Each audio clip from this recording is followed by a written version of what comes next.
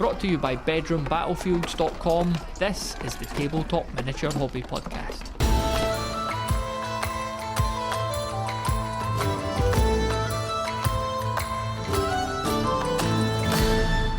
So, welcome to the podcast, Dave, a legend of the Question of the Month episodes. It's good to have you on live for a conversation. Hi, Matthew. It's good to be here.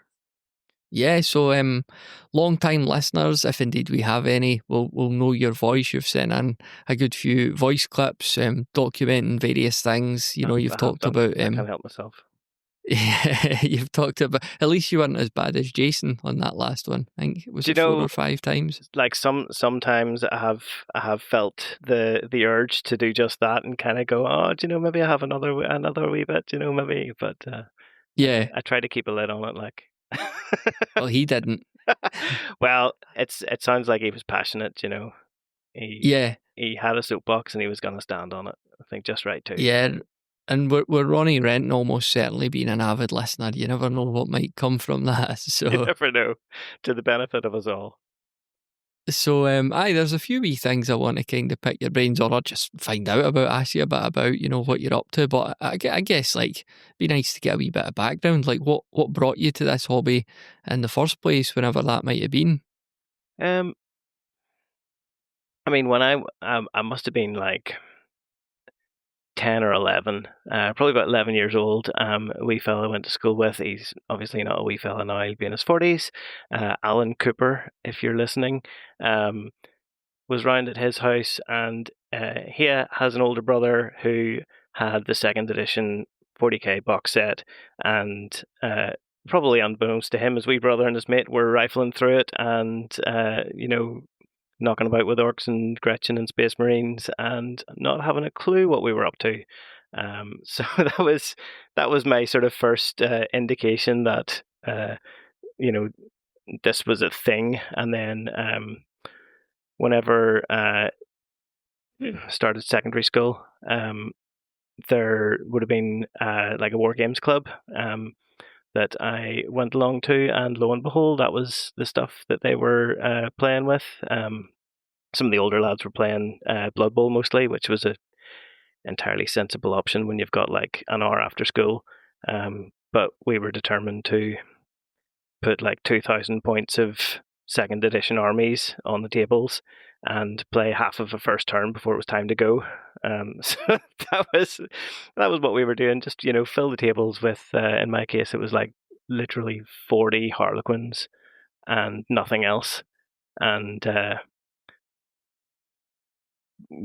games were garbage. It wasn't any sense of how the game was supposed to be played. And then Necromunda was released, and that was the end. Like, that was it. Didn't bother much with 40k after Necromunda, because it was perfect just for you've got 10 guys max, and you can knock out a quick game with a reasonably satisfying conclusion by the time it's time to pack up and go. So got heavily into Necromunda.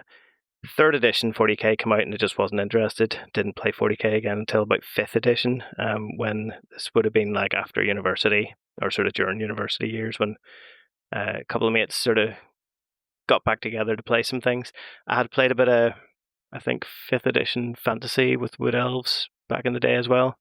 So we did a lot of fantasy. It would have been 7th edition by then. Fantasy Battle, and it was all Games Workshop, apart from a wee bit of BattleTech back then too, and it wasn't really until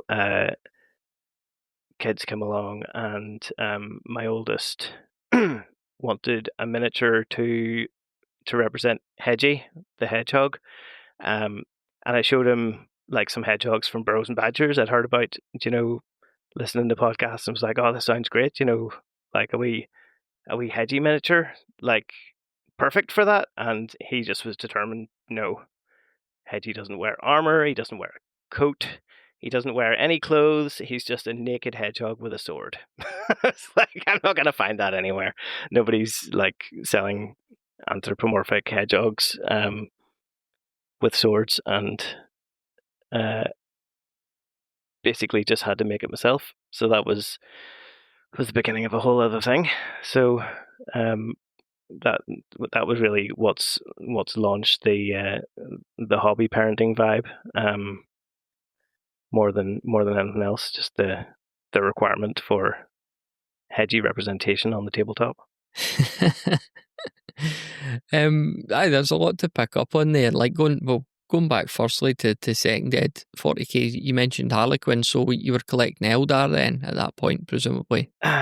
Like, I had an Eldar Codex, which I sadly no longer have, and will rue the day that I ever lent it to somebody, because it was like one of the single greatest publications Games Workshop ever produced, and it was the Harlequins, like the wee section on it, that really grabbed me. I wasn't interested in like much else of like the whole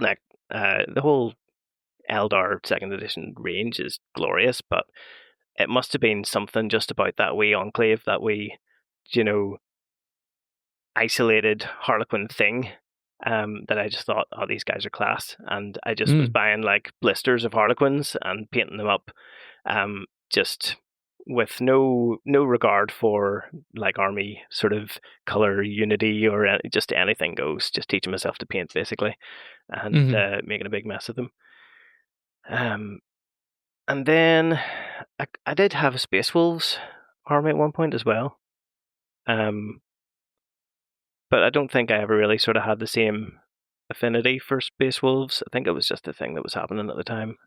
I sort of reconditioned a lot of them into a 5th edition 40k Space Marine Force later on, and sold mostly the rest. And I managed to get some of my old Harlequins back, but not the really good ones. Like I had that classic, guy with the big hair, great Harlequin, pointy guy with the sword. That I've never been able to find again. So it's interesting you say about Space Wolves. Like I'm guessing based on what you're saying that we're about the same age, and I get the impression that a lot of guys ended up with Space Wolves, and why I think it is, don't know if you're the same, but there was a guy in White Dwarf, I want to say Kim Cyberg or something like that. I think he was pretty well known for this Space Wolves army. It was heavily converted, at least, heavily converted at the time. Sure. He'd scratched up a lot of tanks and stuff, and I just remember seeing that army, and I obviously had Space Marines from the second edition box set, and I ended up making them into Space Wolves and got a few tanks and a couple of metal models and that. So I don't know if that was the same reason for you. I don't remember specifically Space Wolves from White Dwarf. I think it was just leafing through the codex in the shop. There's there would have been Games Workshop in Belfast, and that Space Wolves codex was a pretty nice book. There were some of the stories in it were outrageous as well. Like Ragnar Blackmane literally shoves a grenade down a Carnifex's throat at one point. And like somersault backflips out of the way before it completely explodes from plasma igniting. He single-handedly takes down a Carnifex with a grenade, and I think maybe reading that I was like, yeah, I want that guy. So yeah. I had the Bjorn the Fell-Handed Dreadnought as well. Actually, I had all the main characters, and converted Ulrich into Terminator armor, even though it wasn't an option in the army book. Mm-hmm. Possibly because I had a Space Wolf Terminator that I thought, this would be cool as a character. Don't know.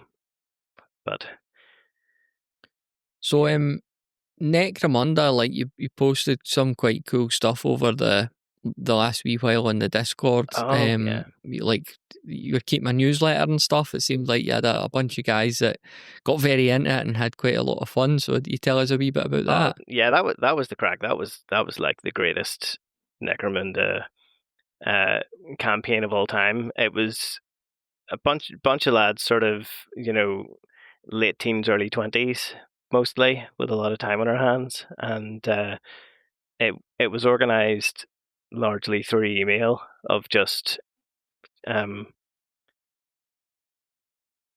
I think there was maybe 10 of us, and I had it every round. You had, two matchups that were like randomly drawn, and then one that you could choose yourself.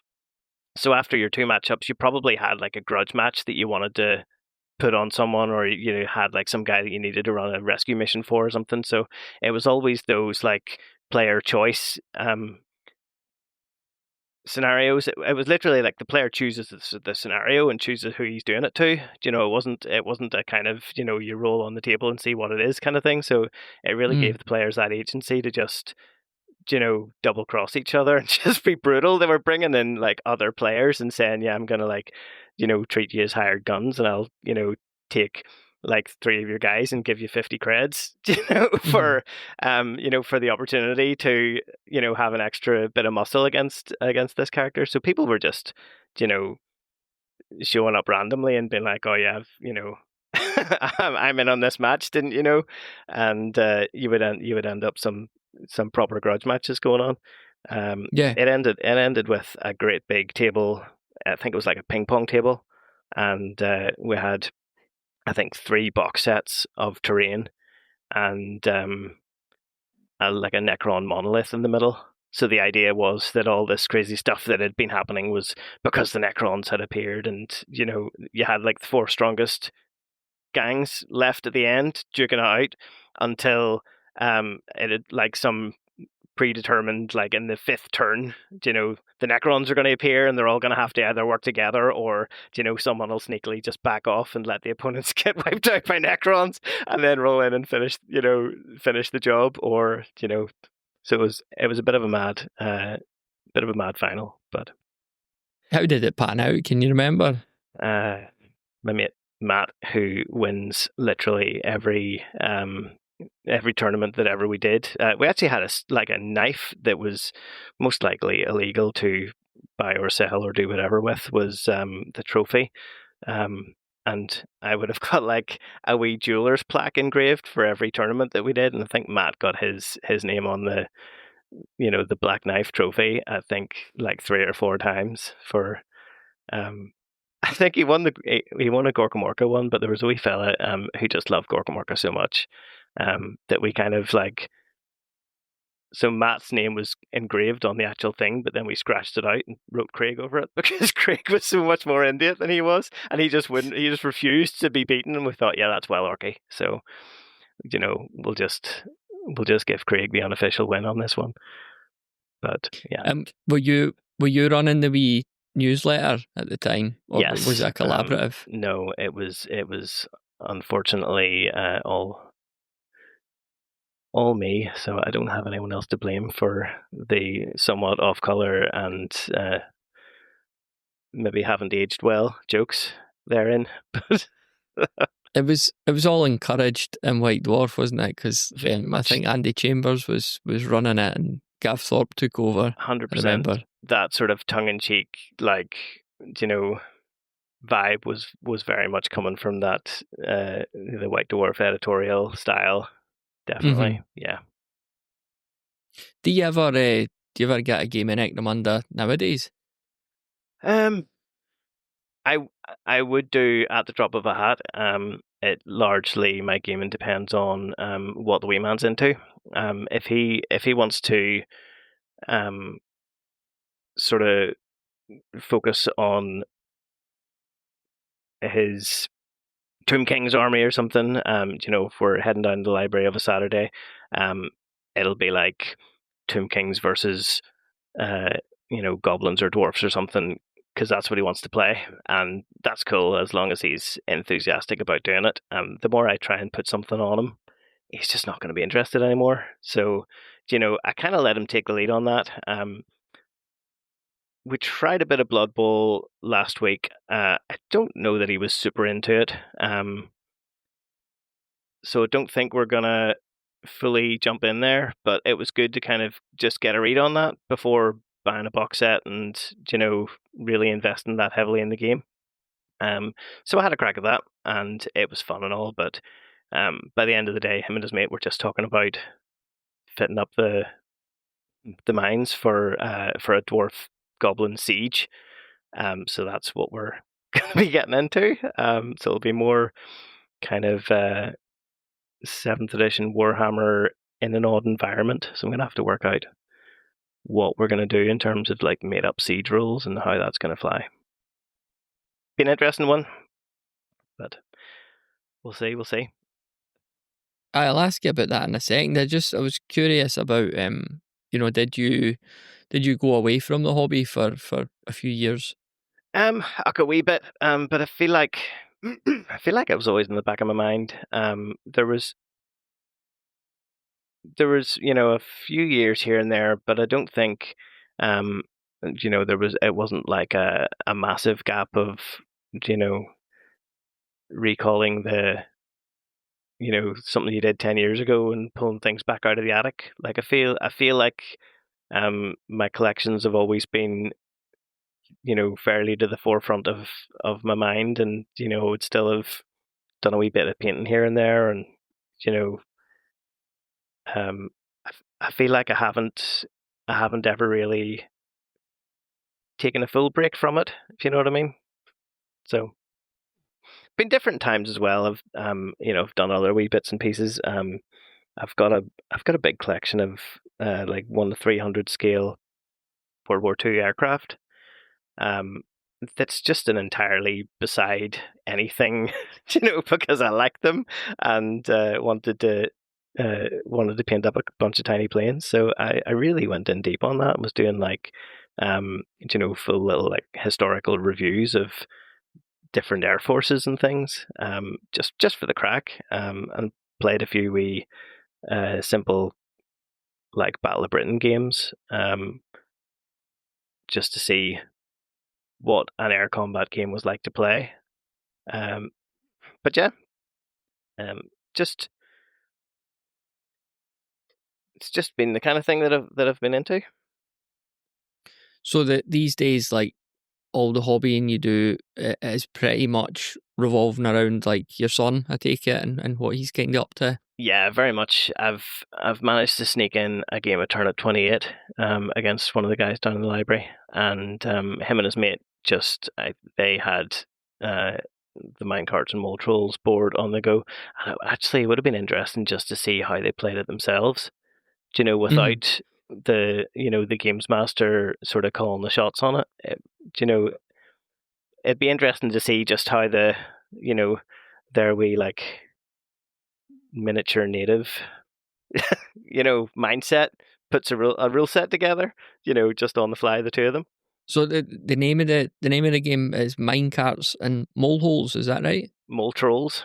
Mole Trolls, Yes, not you Molehouse. get a mole. It's sort of like a were mole, and you feed it magical emeralds, and it becomes more and more troll-like, to the point where you can bring it on a raid against some nasty bearded dwarfs and use it to clubber their minecarts with. So you've got a mole troll, minecarts and mole trolls.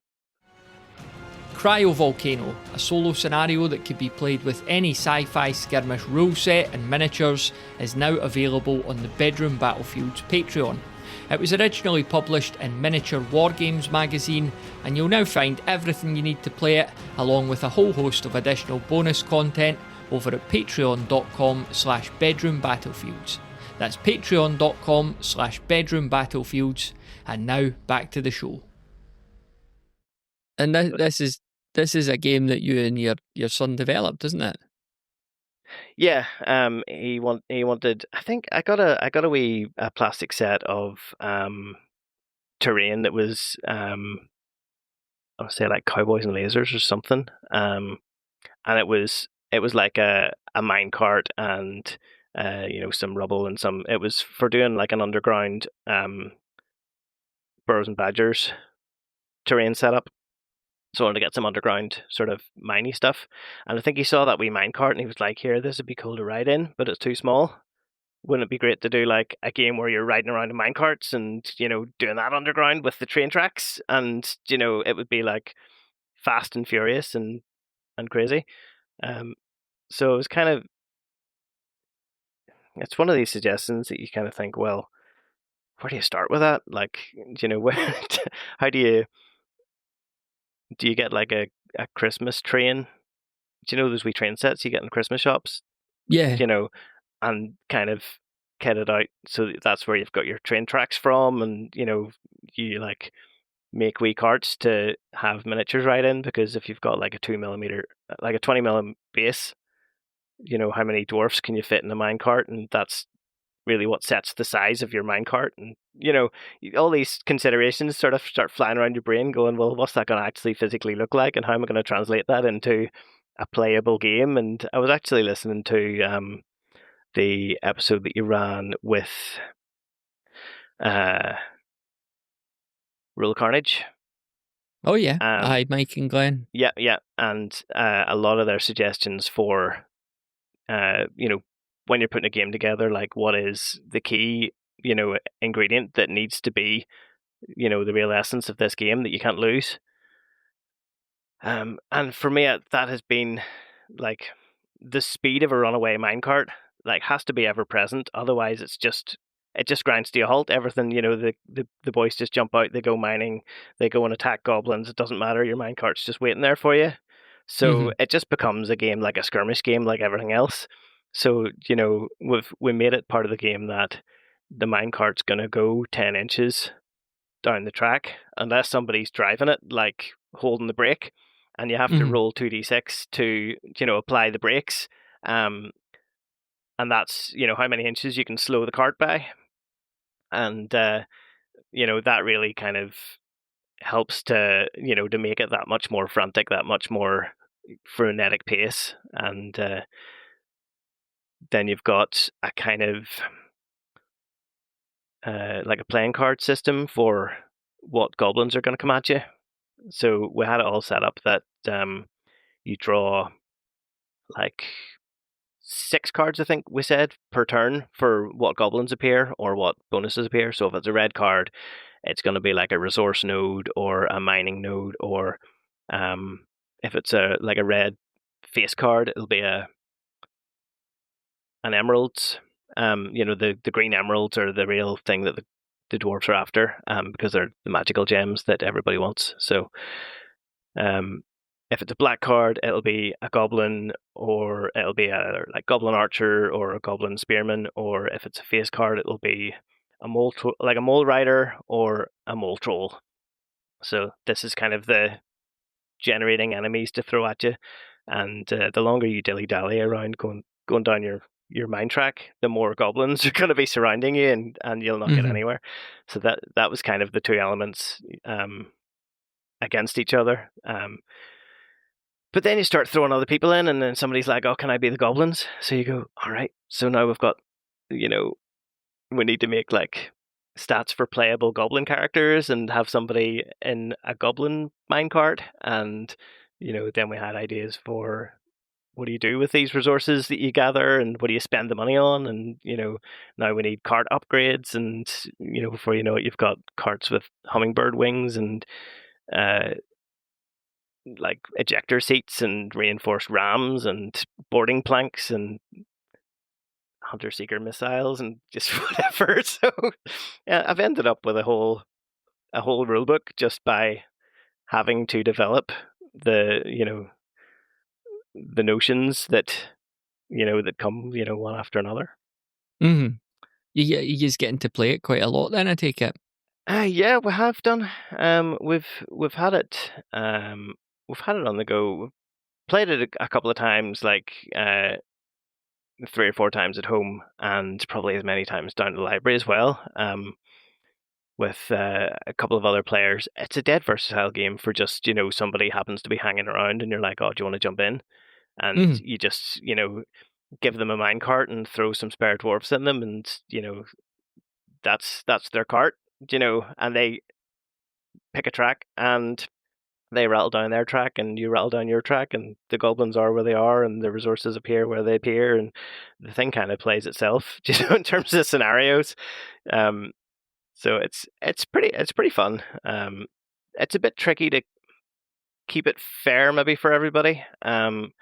because sometimes you're just on the fly going, 4+, whatever. But then if you've got like an external player coming in, that expects a bit more of a, not rigorous system, but a bit more of something a bit more worked out, you kind of realize how much that genuinely you are fudging it a wee bit for the kids to enjoy. So you kind of Mhm. you're trying to work that balance. So And it sounds like your son's keen to kind of do something with it as well. Like if yeah, he like maybe could in future. he's thinking, that he wants to market and sell this, and I'm thinking, like, production wise, you know, how would you even do that? Because what I've got fits, it's the board splits into 4 blocks that you can stack in the boot of your car. There's no way that's fitting in a standard game box. I immediately go to, could you play at 10 millimeter scale? Could you do it with MDF, or cardstock slotted terrain? Like, I'm trying to work out in my head the actual physical production of this thing. Um, don't know. Honestly, I haven't figured that one out yet. But yeah, he's keen to try and develop this and make it a thing. So you never know You how mentioned that'll go. you mentioned the library a few times. Like that's the wee club yous have got, isn't it? Yeah, yeah, we seen a poster up down at the library, Warhammer Club, and naturally we were like, oh, that's for us, that'll do. Went down and found a bunch of really great guys, mostly 40k players who are playing umpteenth edition 40k and enjoying themselves and having a great time. Playing some Legions Imperialis as well, and a bit of Blood Bowl as well.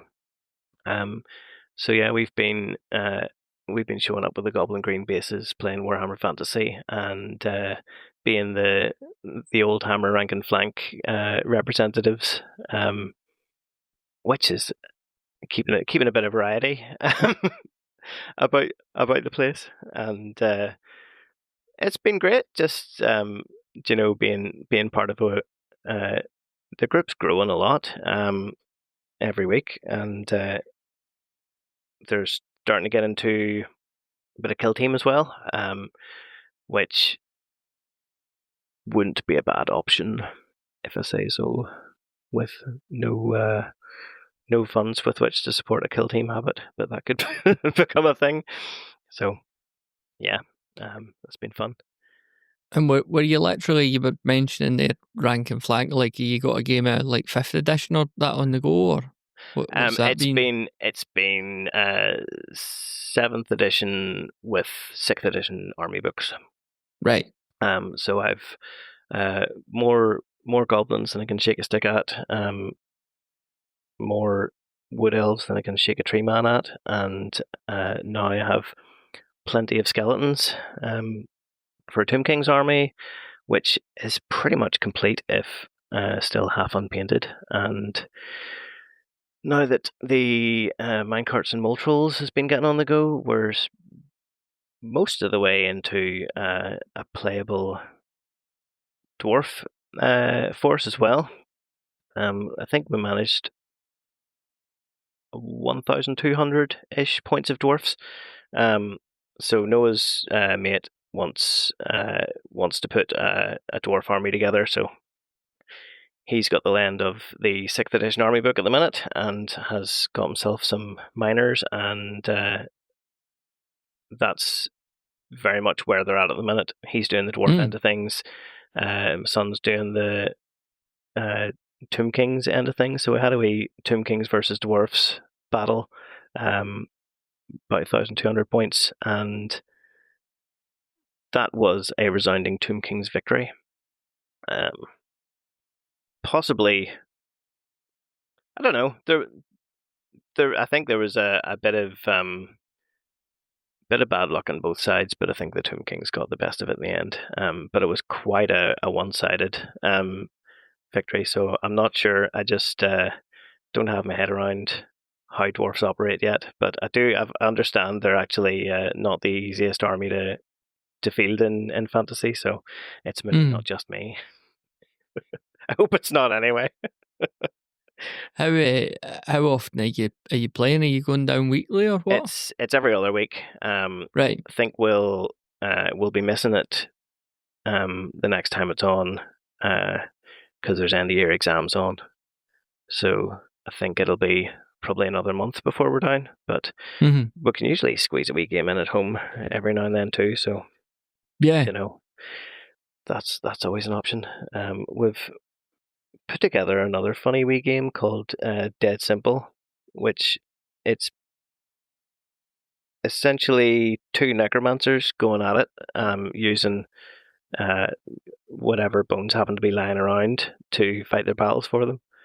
So it's kind of like you know, Skelly Jeff versus Rattlecast, and Yeah.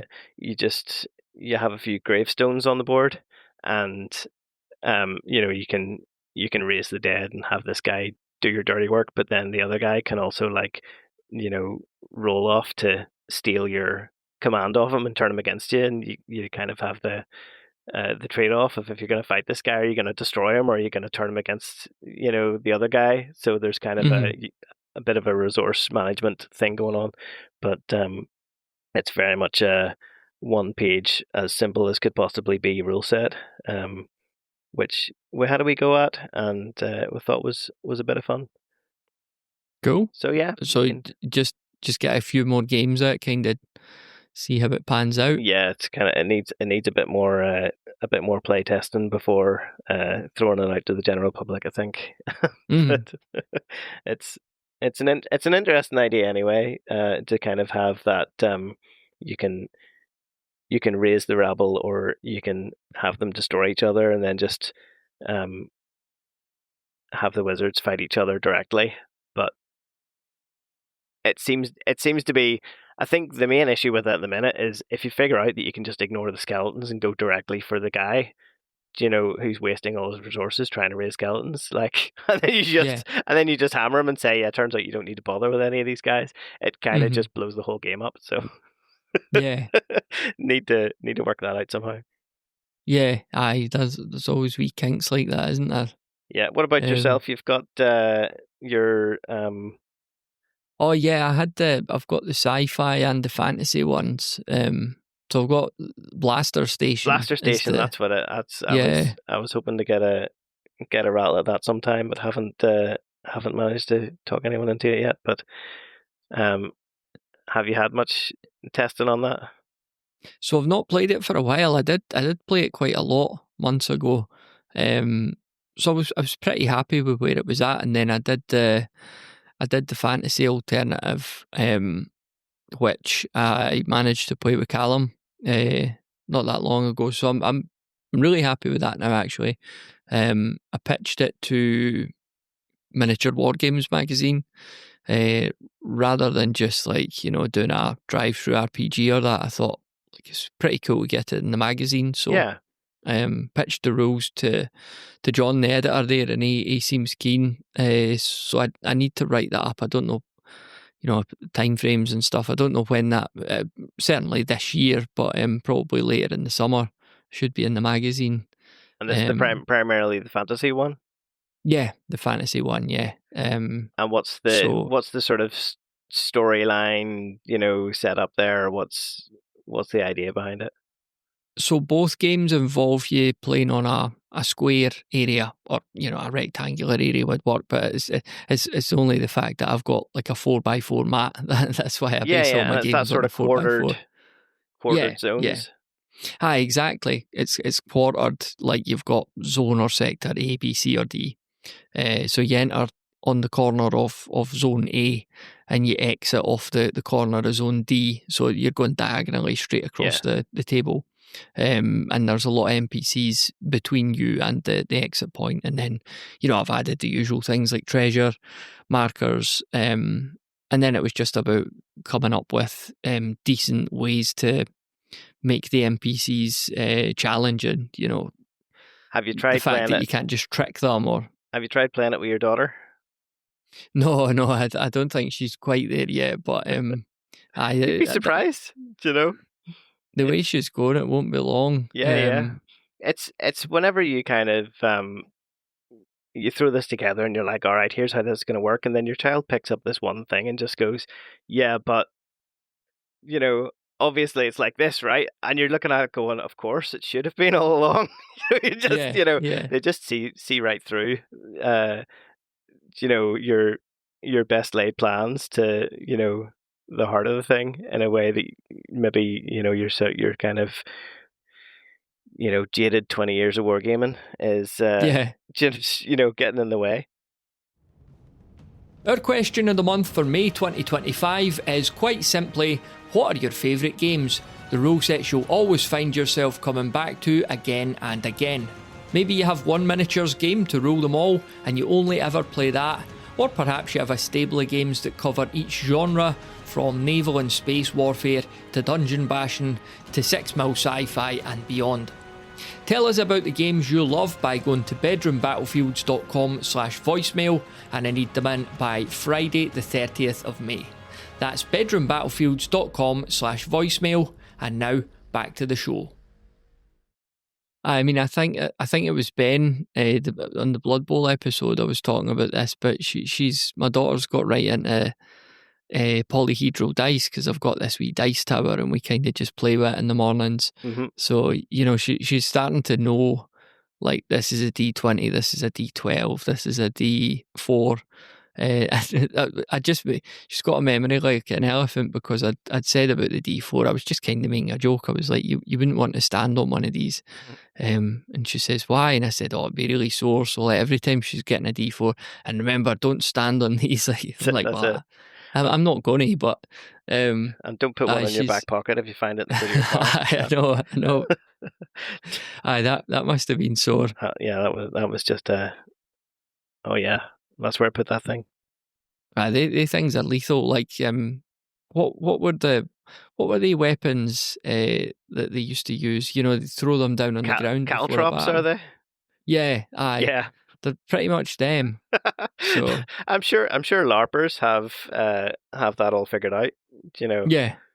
Caltrop attack. It's just a handful of D4s. Just you don't necessarily need to know what you've rolled. Yeah. You just wait for the screams of your vanquished enemies. Aye, I'll certainly leave a few around the house in a kind of Macaulay Culkin style way at Christmas time. Yes, exactly. A couple of bungling burglars. That's it. Home security. One thing I wanted to ask you about was sculpting. So sure. You kind of touched on this earlier, like making your hedgehog. So how did that kind of pan out? Yeah, like I've always had a lot of green stuff and tools and things lying around just for we repair things, and you would like do a wee press mold copy of a bit or whatever, but I had never made a miniature from scratch. And it was the wee man kind of saying, quite emphatically, that because his teddy of a little hedgehog, is what it is, like that's what it had to look like, just that guy with a sword. So I was looking at a lot of things that Mike Lovejoy posted whenever he was sculpting for Burrows and Badgers, and he would have put up kind of like a step-by-step, here's how I sculpted this badger. And it was, sort of following that process, going, all right, you've kind of got a wire frame, and then you bulk that out with, he says, milliput.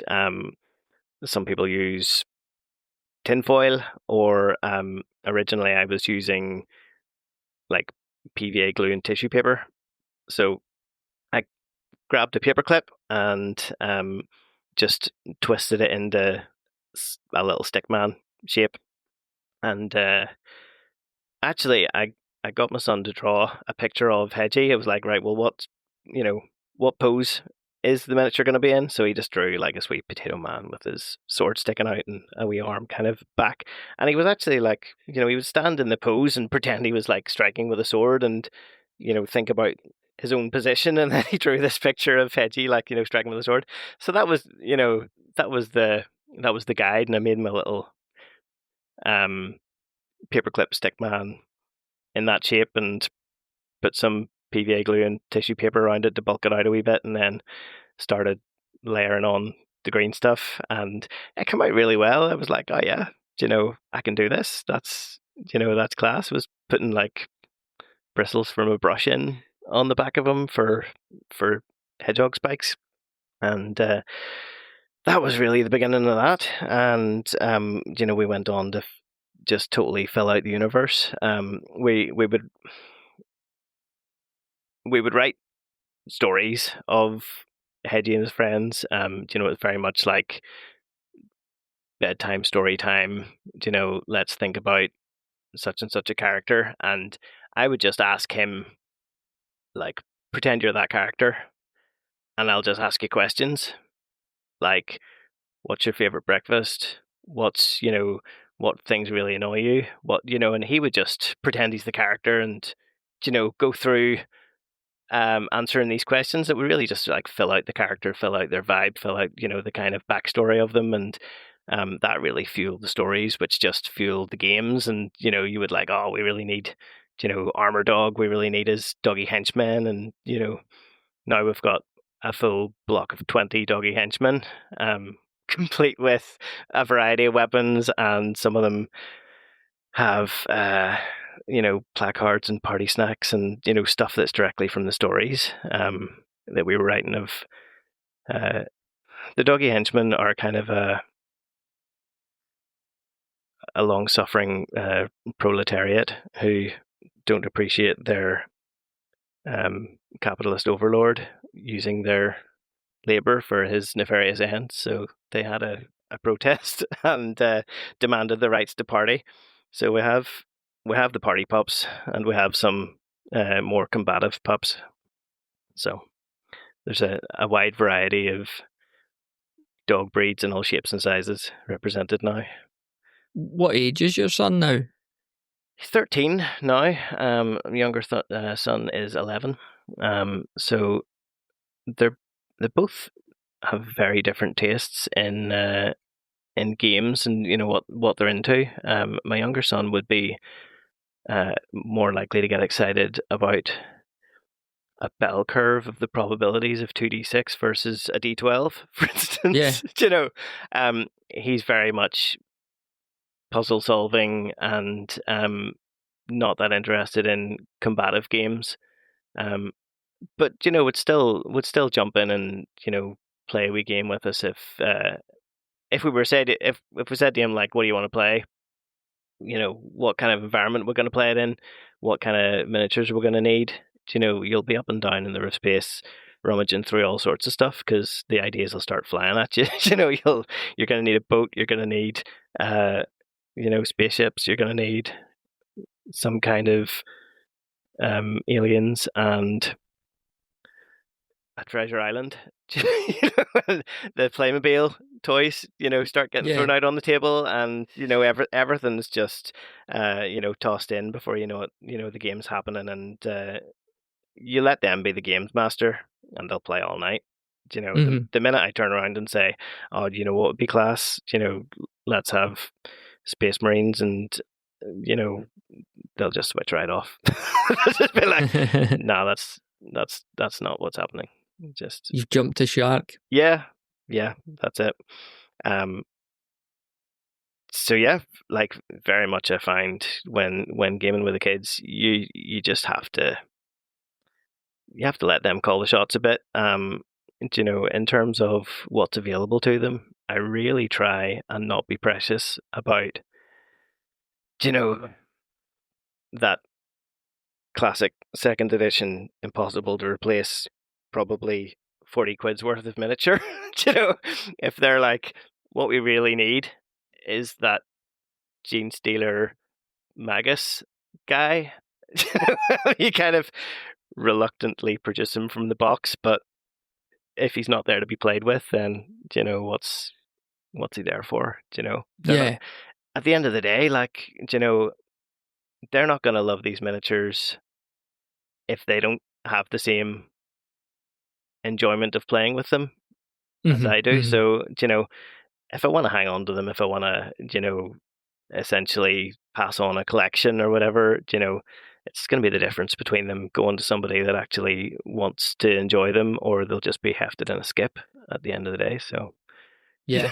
No, you that's a know, good point. so there's been dragons and pieces. There's been you know things broken that need repaired, and I've got all the tools and all the stuff to do it. So Hmm. what the Aye, hey? everything's fixable, and That's it. especially Yeah, paint. A wee bit of paint gets chipped.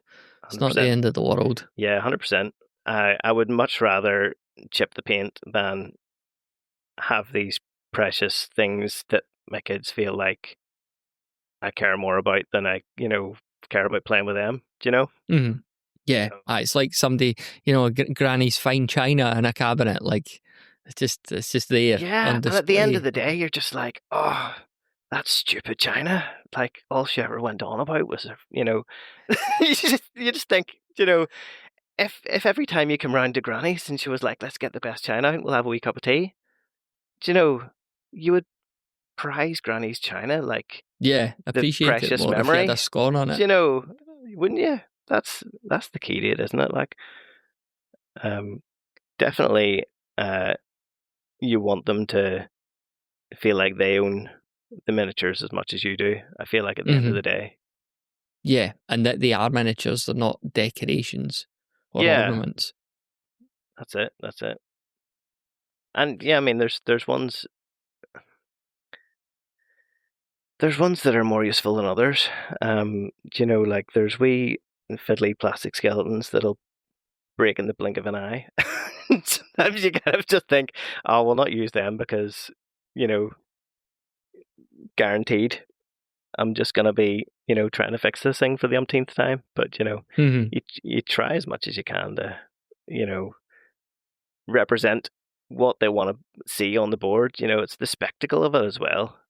Hmm. You know, you want to see the thing, like, especially like we objective markers. I have a whole like big tub of just bizarre things that at one point I felt the need to, oh, we're going to need some blueprints. I'm going to have to make a little base with a table on it and some paper blueprints, or, like a suitcase or a laptop or a, magic sword and a stone, or, you know, I think having that physical thing to, to show a child, to say, like, this is what you've discovered in this room, or, this is the thing, this is the objective marker that your warband are trying to reach, for them to physically be able to hold it when they get it, to remind themselves later on in the game that, oh yeah, I've got this shield, I'm going to use the shield, or I've got this, you know, thing that somebody's carrying that's going to need to be passed on. I think that Yeah. really helps too.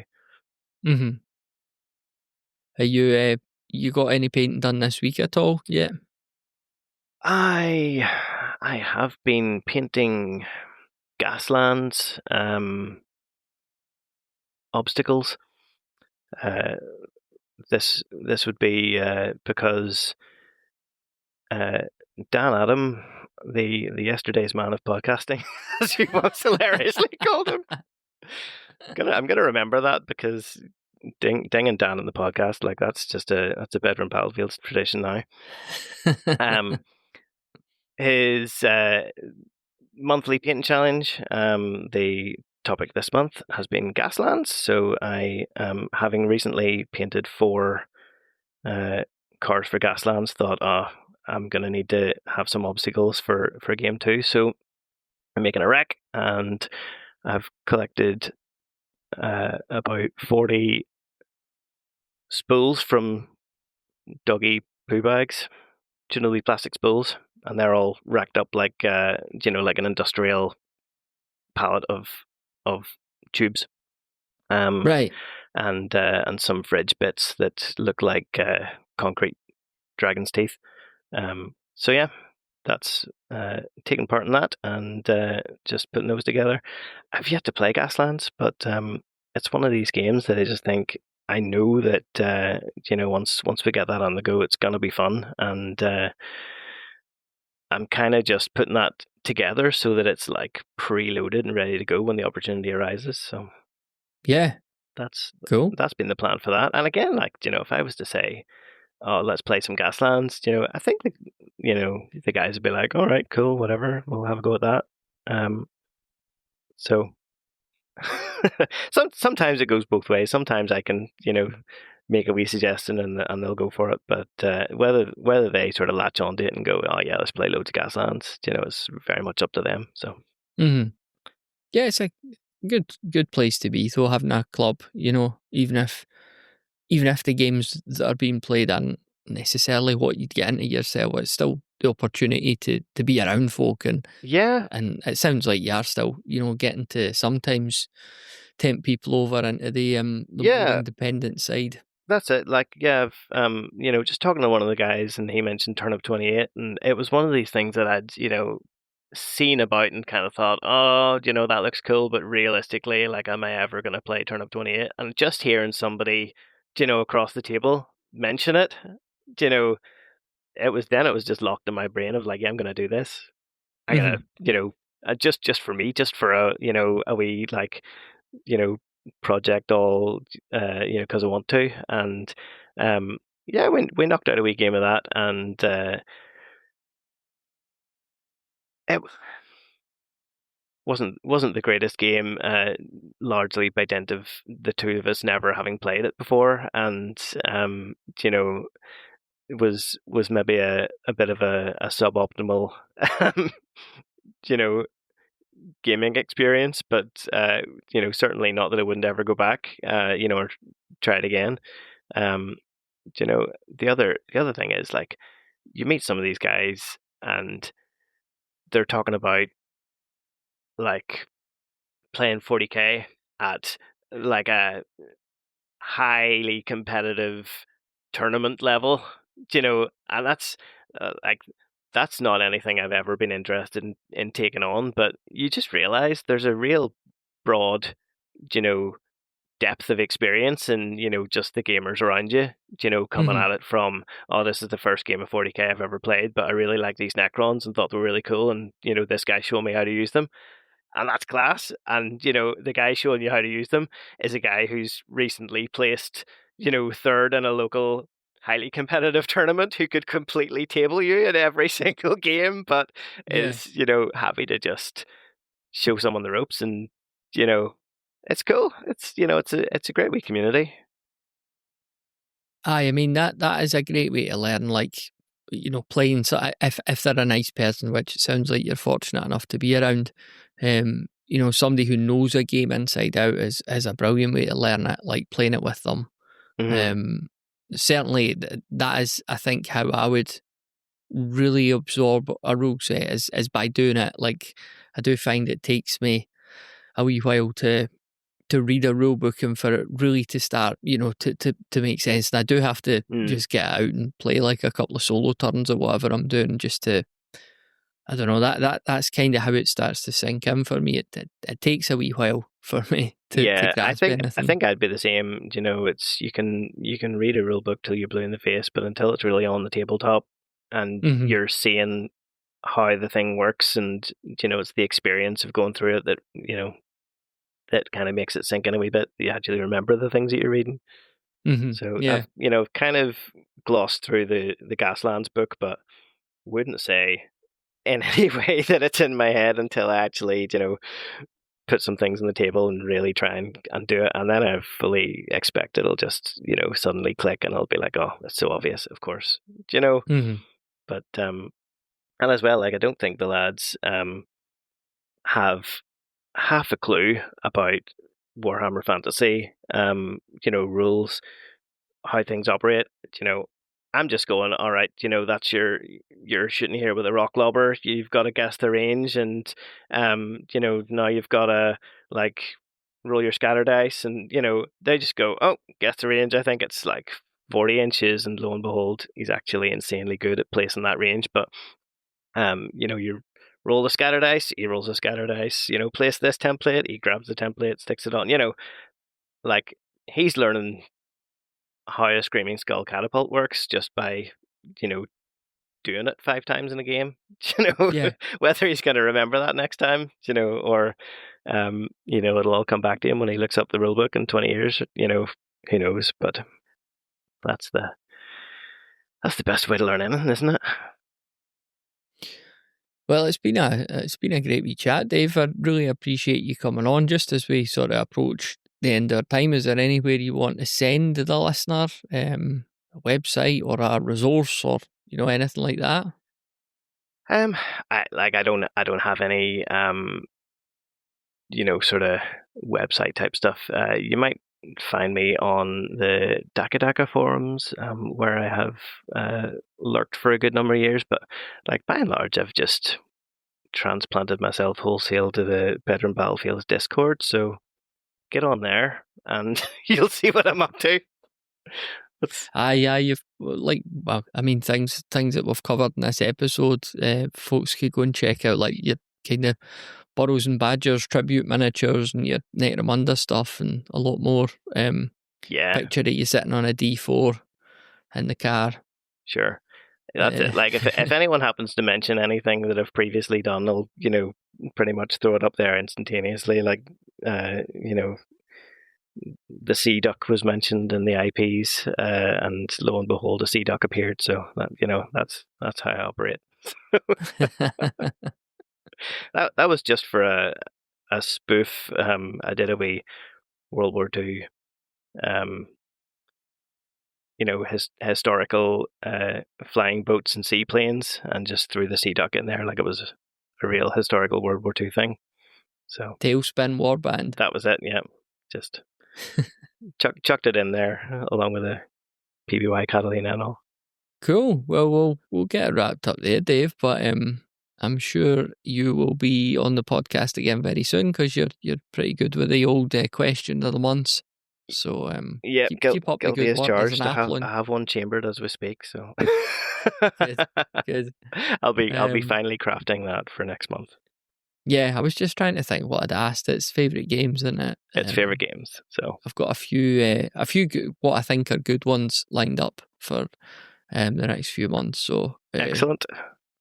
I'm enjoying doing those, and it was great to come back for holiday, and I was like, there is an episode made for me. Like, I don't need to really do anything. It's great. I think like the community loves it. Like people really get a lot out of those. It's definitely one of the best things that you're putting out there.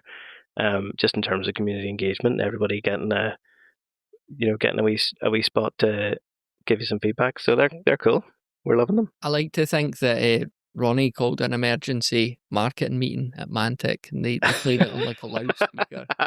Yes, we can only hope. Yeah, we'll see what Mantic do next and whether it's been inspired by that episode and anyone's suggestion. That's it, and whether you get a wee kickback in the post for that. Yeah, who knows? Thanks very much for listening to this episode of the Tabletop Miniature Hobby Podcast. If you enjoy the show, then please do share it with someone else you think might enjoy it too. And be sure to check out our Discord community of like-minded hobbyists, which you could find at bedroombattlefields.com/Discord. It'd be great to see you in there.